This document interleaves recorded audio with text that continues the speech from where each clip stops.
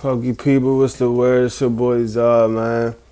Back with another joint. I took a few days off. Did you miss me? Today we gonna talk about a couple things, two main topics. We're gonna get right into it. So first of all, we had to rewind, and I gotta eat my words. Last video, I believe, I was saying the scalpers was grabbing like only stupid stuff. So I believe Costco's coming out with the prismatic UPC. So in my opinion, that's definitely worth rushing the stores for. I personally still probably will buy mine offline, but 9 times out of 10, still the products that are scalped aren't worth it. But that's one I had to run it back and just acknowledge that I was wrong about that. Like, it's not always stupid stuff in stores, but 9 times out of 10 it is. So if y'all can get your hands on one of the prismatic UPCs, I would definitely recommend that. But I wouldn't, get into a fight over it. So that's one. Second thing, we're gonna talk about Destined Rivals price point and why I think it's a good entry point overall. Right now, with the overall market, everything declining, there's a lot of uncertainty about what to invest in. But if you look at each era, what I like to try to do is look at each era, and there's usually 1 to 3 boxes, one in particular box that's gonna outperform the rest.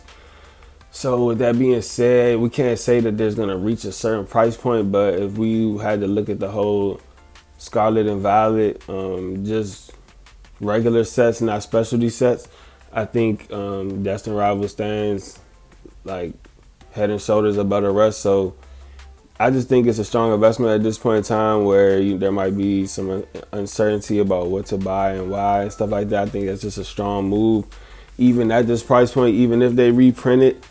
If you look at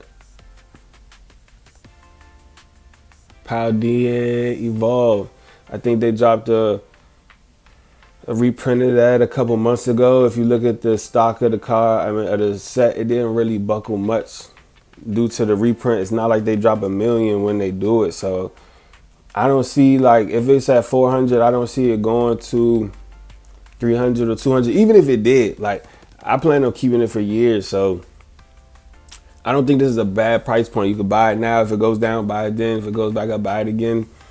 Just like stock, I would just continuously buy it. That's just me personally.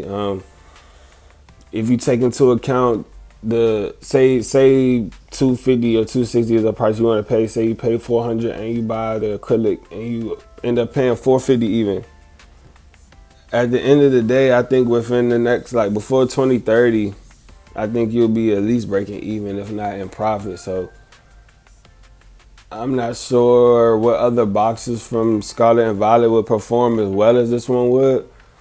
So that's where I just would disagree with everybody saying that it's a bad point to buy in. So again, like, I bought mine for $375, this particular box.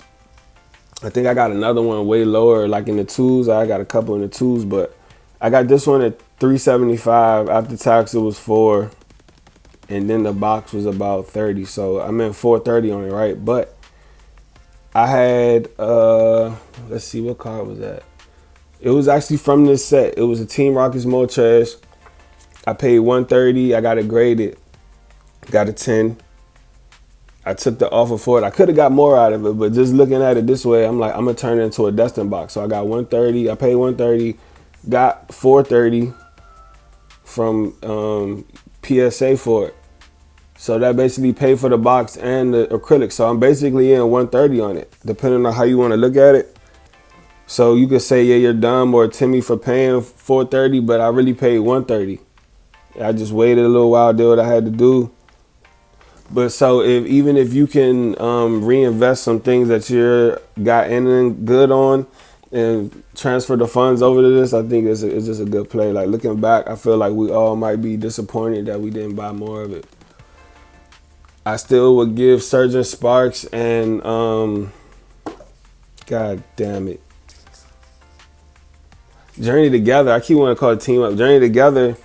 Those are my, like, sneaky honorable mention plays. But again, if you pay, say you buy one of each of those, you're paying more than you would get for one of these. So I'm gonna spam these right now. That's just my play. I'm gonna give y'all my sauce. I don't really care. I think there's enough of them for everybody. I really don't. If they do a reprint, I hope they do a reprint. and I'll buy it right now at this price point with reinvesting money, and I'll buy more when it drops. But I don't think it's a bad play, and hopefully this ages well. Feel free to go back and forth with me about it, but I'm gonna continue to buy it through whatever price point it hits. That's just me because I really believe in this particular product. I'm not gonna do that with everything, so that's just me. But right now I'm consolidating, and I think this might be the best place to have it. You know what I'm saying? I really believe in these boxes.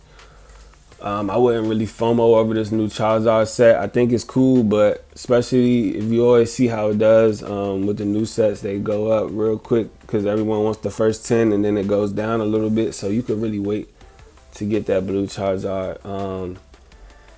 Just like with Japanese, everybody's getting it early, and then when the English set drops, I like to call it Daddy's Home. I'll bring up a chart, but you'll see that the Japanese will be doing this as soon as English drops. It'll hit one of these. So it's like, just be patient. Like if you're patient with the Japanese, you can get it for the low. If you're patient with English, you can get it for the low. And I mean, with singles, I don't think it's smart to grab them at their peak. Like with sealed like this, I don't think it's a bad play to grab it at this peak because, again, looking back, it'll be the prime set from this era. So I think it's always a good buy, personally. It's always like, it's never a bad time to buy a Destined box. That's just my opinion, though. That's really all I really came to say today. Trying to stay consistent with you guys. Don't got too much going on right now. Personally, I just been grading a bunch of singles.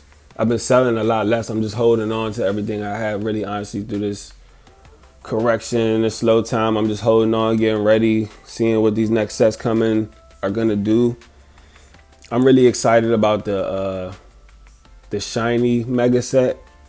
I haven't been hearing too much about it, but the shiny mega set, not shiny, god damn it, the mega Rayquaza set.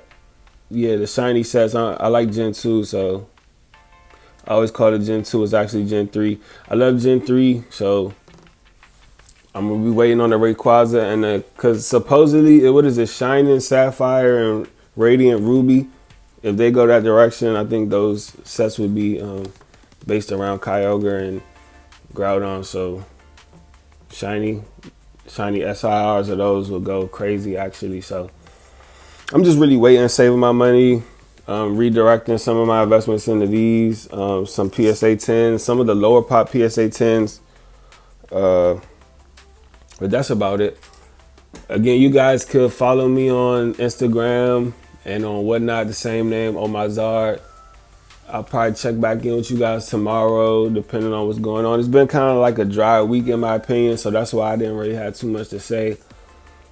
But yeah, I'll just be checking in with you guys as time goes on, as we get closer to the new year and the holiday. We'll see what happens in the market. And I'll probably try to find different ways to keep giving you guys some better information that I come across myself. Again, I'm no psychic Pokemon, just giving you guys some of my little gems, some of my little sauce that helps me out to stay on top of what I'm doing. So I'll catch you guys next time. It's your boy Zar signing out.